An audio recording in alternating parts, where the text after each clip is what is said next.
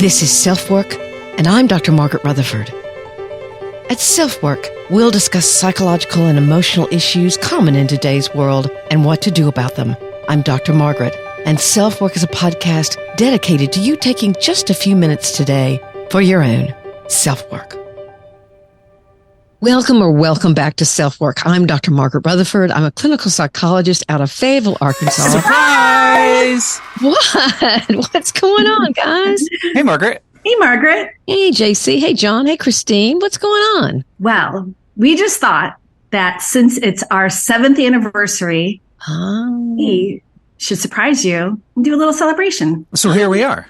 I'm in for that. Yeah, that's pretty cool. But what can we do it on? I don't know. I really am not sure. I just did this intro to kind of go, okay, what comes to me? What do y'all think? So you didn't have a plan? No, I don't have a plan. 7 years. 7 years. Well, pretty special. Lucky 7. What? 7. Lucky 7. 7. Lucky 7? Oh. Well, 7. That's 7 up. They're not a sponsor. Oh, no. Yeah, Okay, yeah. seven deadly sins. How about that? Oh, that's kind of dark. Yeah, that's exactly what I was going to say. I wonder how many of those 7 deadly sins have I committed in 7? Let's not go down that road. 7 dwarfs. Now I'm those dopey. I got up early this morning. I'm pretty sleepy. they're one that's Doc, So we you're should- Doc. Oh yeah, I'm Doc. That's right. Yeah. Right, I guess I'm Doc. Well, okay, so that's not the 7. That's not going to work. Yeah, no. How about Snow 7 White. brides for 7 brothers? Nah, that's pretty misogynistic at this point, don't you think? Yeah. That might happen here, except it would be 7 brides for 1 brother. In Utah. Yeah. God. Right. What about the 7-year itch? Yes, indeed. Boy, do I see that in committed relationships, partnerships, marriages, even jobs. Yeah, and it can cause some real issues. Wow. So it's a real thing, huh? Yes, ma'am. You know, if you look at the research says that, some people say, nah, it's just a myth or whatever, but other people's research shows it really does exist. So, and I've seen it in my practice for sure. And I have a few ideas about it. Really? Yeah. Outstanding. What a novel concept. Well, should we just get out of the way, Christine, and let her do it? I think that's a good idea. Yeah. Oh, team, Awesome. you're going to abandon me? Yeah. Well, you know what we could do? We could come back. Oh, wow. For like a little summary or something? Yeah, a discussion or something. What do you think of that? That's never happened before. It would be a new thing for SelfWork. Actually, this is our first program in our 8th year. The actual 7th anniversary was yesterday, October the 12th. Okay, see you on the flip side. All right. Bye-bye. All right, I'll get to it. Thank you, guys. Before we go on, and I know you'd like for that to happen sooner rather than later, here's a quick message from BetterHelp.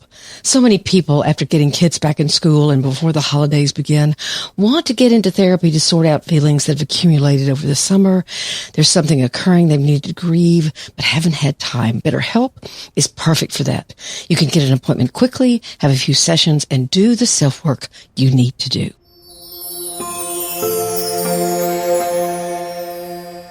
I recently heard a fascinating reframe for the idea of asking for help.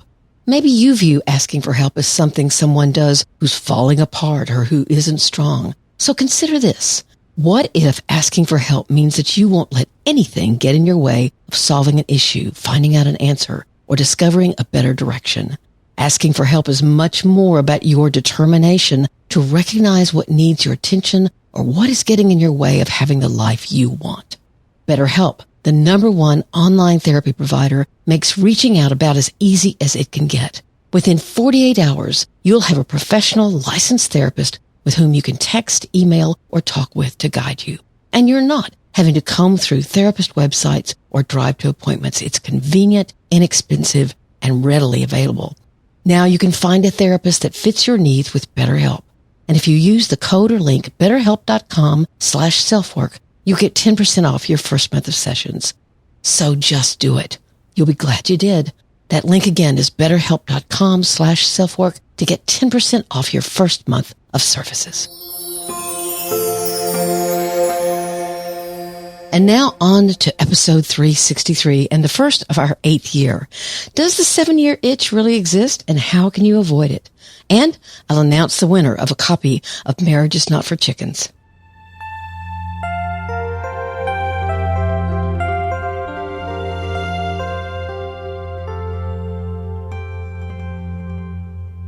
I thought it'd be fun to talk about this 7-year itch thing today. Does it really exist? Maybe some of you don't even know what I'm talking about. The 7-year itch prediction is that somewhere a bit before or later than 7 years, you might begin to question your commitment to a relationship or a marriage. It's kind of like cicadas. They bury themselves in the ground, and then at a certain time, usually 13 to 17 years, they reemerge. And you can hear their loud screeching sounds. I was terrified of them as a girl one year because we had an onslaught of them. They were everywhere. Gosh, it was scary. It's thought that this behavior made them less likely to disappear as a species. But that's not what the 7-year itch is about, at least on the surface. It's an itch to look around, play with the idea of having an affair, getting a divorce, perhaps even feeling finally that I've had it. It's more about a relationship or commitment ending than surviving, at least on the surface. But I'll have a bit to say about that in a minute. To quickly answer that question, if it exists, I think yes. And I'm going to tell you why, but it's not really what research will tell you. It's what I've observed from being a therapist for a bit and what needs to be learned around that stage of commitment in a partnership or a marriage, that 7-year stage. Let's first hear what research says. Let's see, from Wikipedia, in samples taken from the U.S. National Center for Health Statistics, there proves to be an average median duration of marriage across time. In 1922, the median duration was 6.6 years.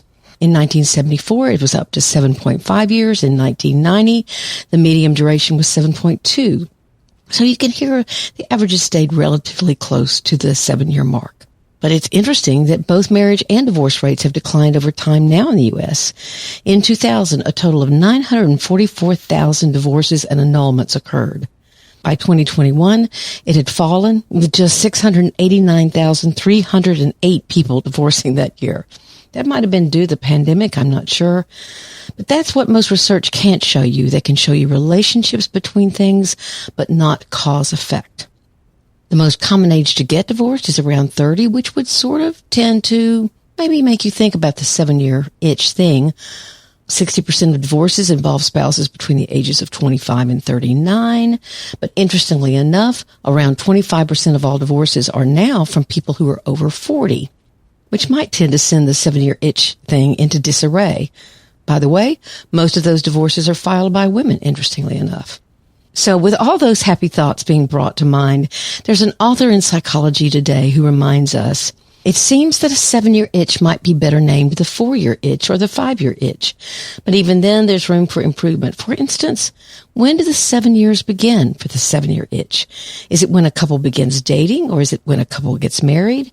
The minimal research into this specific topic seems to assume a point of marriage, yet couples often cohabitate prior to marriage, co-parent outside of wedlock, or never marry, yet are fully committed to each other. That's really important for us to talk about. And those are really great points. So when does a commitment actually begin? I myself had been burned by not living with my first 2 exes before marriage, so that was a requirement for me before my current marriage of 33 years. So I obviously felt committed to him way before rings were exchanged. Here's one other thing to make things messier. There's a lot of research to show that reports of marital satisfaction decreases with the birth of each child, and then, quite rationally, goes back up as each child leaves the home. It doesn't say much for the joy of child rearing, but there's obviously stress, both good and bad, that comes with parenting. But do these 7-year itch patterns exist in other parts of our lives? Could it manifest in your job? The author Frederick Okari on LinkedIn wrote that there are internal and external forces that lead to that itch. The 2 internal ones are boredom and lack of challenge. Things have become routine and you can slowly disengage. So slowly, you might not even notice it. External forces included a feeling of stagnation, that you're being looked over, or that you don't have control over changes that are happening within the organization. However, your life is highly affected by them. I'm not so sure this couldn't be said about relationship commitment either. Boredom, lack of challenge, things falling into a sense of sameness, not having control. But let's get to the better news, even the good news. I picked out 7 ways to avoid this 7-year itch. Let me make something very clear before I go on. I've been divorced, and I'm quite sure that many divorces need to happen due to abuse or manipulation or immaturity or whatever. That is not the point I'm making. Here's the point. How do you avoid drifting away from one another to the point that the other side of the fence is not only greener, but has become seductive and even controlling? Like you're living in a fantasy world of what getting away from your partner would be like, that 7-year itch. I'm all for making the choice to end a relationship with clarity, with claiming you're part of the responsibility and going forward. But an itch or two, if recognized and attended to, may act as an actual trigger to work harder or differently on your relationship, rather than giving up on it. When I wrote my little gift book, Marriage is Not for Chickens, I don't know why I always called it a little book, but it is a little book. I divided it into what marriage is and what it's not, at least healthy marriages. Here's one of the points. Marriage is not for the impatient. Some of the best stuff takes a while to develop, and you have to stick around to find out. And you do. The hardest years, the days or even months of what I call getting out of sync can be rough. So let's turn to what you can do about this itch before it begins, what you do when you feel it, and how you prevent it from happening again. Oh, and I want to announce the winner of Marriage is Not for Chickens. Someone did leave a review in September. It was Urania. If you're really trying to work on yourself and figure out your mental health issues, I definitely suggest this podcast. I was in therapy and also take medication to help my anxiety. I love listening to the calm, soothing voice of Dr. Margaret. I've already shared the podcast with others. So Urania, please email me at askdrmargaret@drmargaretrutherford.com with your address, and I'll send you a copy. Several more of you left ratings, but those are anonymous, so I can't tell. But I appreciate both the review and the ratings. Now, back to what you can do about the 7-year itch.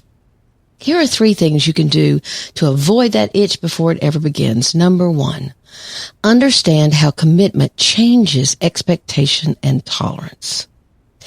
It's funny what happens when you commit or marry. Well, it's not really funny, but I've worked with couples who've lived together for years and handled things pretty well. Then they marry or they deepen their commitment, and each one brings assumptions and expectations into the relationship because it's now long term and it's marriage or it's for the rest of my life. It changes the landscape. And if you're not talking and listening well to each other, you won't know what has subtly changed or even where it comes from, where that change comes from. Here's an example. Let's say your partner had a job when the two of you got together and kept it for 3 or 4 years. Then they moved on and got another job. A few years after that, they started talking about looking again. Now, you're about 7 years in, but you grew up in a home where things were very stable. So this change is disruptive to you. We're married now. It could even scare you. Is this going to go on the rest of our lives? Hopefully you can see that sometimes the expectation of what committed relationships or marriages are supposed to be like may mandate that both people try extra hard to respect the feelings of the other while at the same time having their own voice. This can be a tricky balance. So basically, you want to understand how your own sense of commitment changes your expectations and your tolerance for your partner's behavior or choices. Number 2 is realize the impact of children and the increased need to listen and compromise. Maybe you find out you don't communicate as well as you imagined. Most of us don't even think about it when we're enjoying the honeymoon at the first few months or even years of a committed relationship. But what most people mean when they say we don't communicate is that neither of you feels respected or listened to anymore. Another common problem comes with the birth of children. You've always put up with your partner's occasional spending spree or loving a sport that takes them away from home for most weekends. That's okay with just the two of you. But with children, even things like talking with your mouth full of food, or at least sometimes doing that, becomes more egregious because, and I stress, it's going to affect the children. Combine these two problems, poor listening, which feels like little respect, and an increased irritation or even fear about your partner's impact on kids, can be a recipe for disaster. And that can go both ways, by the way. So you want to understand how suddenly there's a lot of pressure to be the perfect parents, or to not let your own behaviors and your own weaknesses and vulnerabilities, your own arguments, whatever it happens to be, impact your children. And you have to have conversations about how that has changed your own ability to tolerate and your partner's ability to tolerate. And then compromise. Compromise. Number 3 is get therapy early and renew your commitment. Even the act of getting therapy way before there are huge problems can set a precedent. We're going to act on problems before they have the power to split us in two, because our relationship is worth it. You're worth it to me, and I want to feel worth it to you. Therapy itself can act as renewed commitment. And then spend time alone. As adults, not parents, so not with your kids, and not hanging out with your friends. That's great and has its place, but time alone so that you have time and energy to figure out how your partner is changing, how you're changing, and how your relationship is changing. Again, if you need therapy for that, that's great. If you don't, that's good too. I worked with a guy a couple of years ago who'd done something really stupid when he'd been drunk, and drinking was a huge problem, which he did admit. But his wife quickly filed for divorce, and they didn't talk about it. He came into therapy at a parent's request, but saw no reason why his wife should come with him. We never talk about this kind of stuff. We're both busy. And now I've apologized, and I think she'll come around. And he was right. She dropped the lawsuit after he agreed to some things she'd been asking for a while. So they achieved a balance of sorts. They returned to the status quo, but with no more insight than they'd had before. I guess something else will unbalance their marriage. It's not up to me, of course, but when deeper work isn't done, then things may be okay superficially until they're once more not okay. Now, here's the thing that can be done when you already feel that itch. I wonder what life would be like if I were divorced, or if we parted ways. Maybe that person at the office who looks at you in that way suddenly feels more interesting to you than before. Maybe you tell yourself that even if you can imagine being with someone else, or if there is someone else you're attracted to, that that's a good enough reason to end your relationship. Again, not my call, but be aware of the itch. It's common to have these feelings or thoughts. If what's going on at home or not going on at home is disappointing, it's your sexual intimacy, it's your just getting along, maybe you bicker all the time, then it's easy to become attracted to something or someone else. So easy. And that's the itch.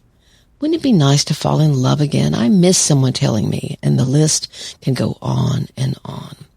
But if you're aware of this itch, then when it happens to you, maybe you can catch it before it takes you over. Now, I'm going to be very frank with you. This happened to me at a conference years and years ago. A guy was there who was obviously very interested in me, and frankly, again, it was damn flattering. But despite the flattery, I knew what my attraction was to him. It was because I felt taken for granted at home. So I knew I was itching. I kept myself grounded, and the first thing I did when I got home was talk to my husband and reveal what had happened. And he had some things to say to me as well that were his own grievances. This actually brought us closer. But I had to realize where the energy I felt toward another human being was coming from. It wasn't real. It was a story I was telling myself of what it might be like, that it might fulfill that itch I was feeling. You know, reality isn't always pretty or nice. It's often boring and habitual. You have to work at marriage and commitment really hard. So if you know the itch, if you're aware it just might happen, sounds like some old sci-fi movie, doesn't it? If you're aware of it, then maybe you can name it for what it is and identify it for what it is.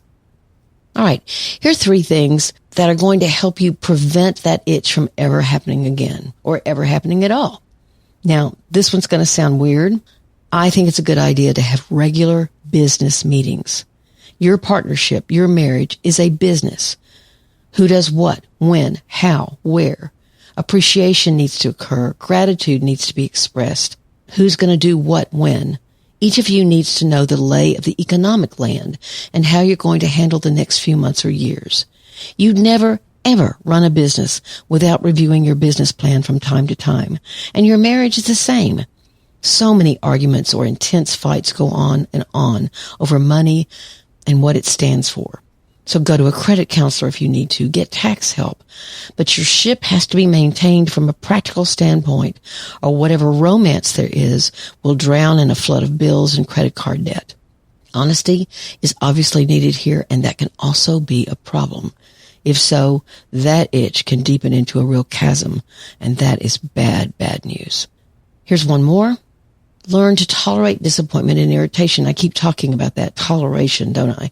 But I think it's really true. Again, because we think of marriage, and we get all rosy-cheeked and think it's just wonderful, and it is in many ways. We celebrate people's 50-year anniversaries with them, but there are rough times that have to be tolerated and gotten through. I'll quote again from Marriage is Not for Chickens. Marriage is getting irritated by the things that always irritate you, have irritated you for years, will irritate you for many more, and tolerating them because they're way overbalanced by the good stuff. Realizing that someone's not going to change some of the things that you just knew would change when the two of you committed or married, that can be a real downer. In fact, sometimes it has to be actually grieved. But I think that's what happens somewhere around 7 years. You realize those things are not going to change. It may be something like they rarely, if ever, bring you a gift. When you've both read the 5 love languages and you've told them that gifts is your number one thing, and yet they still forget. After you've let out a huge sigh, then what this suggestion means is, well, I'll focus on how I do feel loved. Maybe it's not going to be all of what I want. Maybe I need to set up a gift exchange with friends and get that need met elsewhere. But my disappointment isn't enough to end the relationship. I can tolerate it. Or I can tell my partner, I'd like for you to get tickets to the game for me for my birthday. Sure, there's no surprise, but you are getting a gift. I love the picture that accompanies this particular saying in the book. The picture's by Christine Mathias, and it's of the fog rolling into the San Francisco Bay Area. It's absolutely beautiful to look at. But when you think about how much trouble that fog must cause residents day after day, it's kind of funny, but really not. Healthy partners manage and tolerate disappointment. You don't tolerate abuse. You don't tolerate manipulation. But if it's disappointment and a bit of irritation, that goes along with the territory. And again, you figure that out probably around 7 years into it. It's just not going to change. You breathe into it and decide how to live around it. The final one of how to prevent a 7-year itch, a 10-year itch, a 13-year itch, whatever. Laugh. I know pretty reasonably well that when I have a couple who comes into therapy very angry and accusing with one another, if I could also see and hear them laughing together, poking a little fun at themselves and maybe a little gently at each other, then there's hope. Laughter is vital. Now, if you're depressed and can't see anything as funny, then please seek help yourself. If your partner may be depressed, then approach them by saying, I haven't seen you smile in so long. I miss your laugh. Have you noticed that? And see if you can help them see it in themselves. Deaths of parents, struggles with children, job instability, illness, pandemic, trauma from the past that's never been reconciled or healed. There are so many really hard things in life, political strife right now in our country. Everyone has their own sorrow and burden. But finding humor and laughter in things is immensely healing. And sharing stories with one another where you fight to get your breath back, you're laughing so hard, that's a kind of intimacy all its own. So to summarize, how to hopefully prevent the itch, understand how commitment changes expectation and tolerance, realize the impact of children and the increased need to listen and compromise when you have them, Get therapy early and renew your commitment. And then if you're already feeling it, be aware of it and name it for what it is so you can control it and it doesn't control you. And how to hopefully avoid another round. Have regular business meetings. If you don't already, make sure the practical part of your partnership is working well. Learn to tolerate disappointment and irritation. Again, you may have thought changes were going to be made that weren't. Now, if they're truly, truly significant and important and promises were made that have been broken, that's one thing. But if you just made an assumption that something was going to change and just hoped for it, that might not happen. So where do you get those needs met, or how do you tolerate that? And then can you open up a line of communication so you're not so disappointed? And the last one is to just laugh together. That's so, so very important.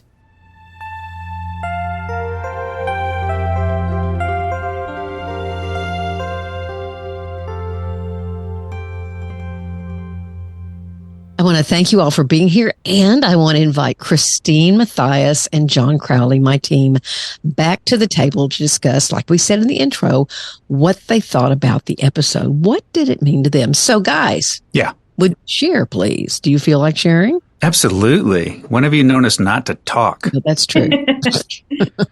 Well said. So, what were your takeaways, guys? Well, mine was the business meeting. I really liked that. And one of the main reasons is because that's something that we do already. Oh, okay. We don't call it a business meeting. We call it checking in. Okay. Where we'll just say, what's going on? What's happening. I'm glad to hear that, because it's really, I get a lot of pushback when I say to couples, I think you should have a business meeting. Well, why should we do that? Mm-hmm. No, I don't want to really know about the money, or it's like they're just assuming that things are going to keep on going well. And yet, credit card debt is building or whatever. Well, the money thing is always on the table for us. Okay. It's just one of those things that we keep up with, partly because I married an accounting major. Oh. But yeah, we just keep on that stuff all the time. It's just one of those things that's built in. So how do you think that helps this whole idea of things falling apart at a certain time in your relationship? I think that knowing how much money is in the bank account, mm-hmm. where it's going, mm-hmm. takes a load off of everyone's minds. Right. I think that's really a great idea, the having a meeting. And my boyfriend and I don't do that, but I think that actually, hearing the episode and even just this conversation here, I think that it's something that we need to, I think we have to have a meeting about having meetings. I always tell people that it's really good to go to a room like your guest room or your dining room or somewhere where you never argue, and have the meeting there, so you don't have this habit of, we always get into an argument in the kitchen. And so anyway, it kind of helps set up the idea of everybody's in their business mode. I like it. What about you, Christine? What'd you like? Yeah. So the thing that really struck me was that the idea that you may not be as great a communicator as you think you are. Yeah. Hit me where it hurts a little bit, because I do think of myself as a good communicator, and but maybe there's room for a little improvement there. So maybe a lot of improvement. I don't know. So I think that'll be something that maybe we discuss at that meeting. Yeah. I know that I think I'm, better. And then I realize, oops, and like I say all the time, I'd be out of a job if we were all good communicators. So. We don't want that. No, we don't want that. Well, listen, I can't tell you how much I appreciate celebrating this day with you in this event. Y'all are incredibly special to me. You have wonderful talents that you give to the program, and we have a good time. And I just want everybody to know it. That's why I wanted y'all on the program today, because SelfWork would not exist without Christine and John. Thank you. Aww, thank you. Well, like I used to say to my mom, thanks for having me. I'm going to steal that one. All right, but we're going to wrap this up. Hey guys, whoever's listening to this, thank you so much for being here and for your loyalty, for your ideas, for your connections, for your emails, for your voicemails. We couldn't do it without you. And so SelfWork is on for another year, number 8. We're going to have some great things happening this year. Let us know. Email me at askdrmargaret@drmargaretrutherford.com for your own ideas. Leave me a voicemail on SpeakPipe. Subscribe at drmargaretrutherford.com and you'll get a weekly email. Anything else, guys? Am I forgetting? That sounds about right to me. Okay. Crickets. It was just crickets there for a minute. All right, guys. Thank you for listening. Please take care of yourself, those you love, and your community. This is Dr. Margaret and friends, Christine and John. And this has been. Bye. And this has been. Sorry. And this has been SelfWork. Thanks, Christine. Thanks a lot. A little extra work for you there.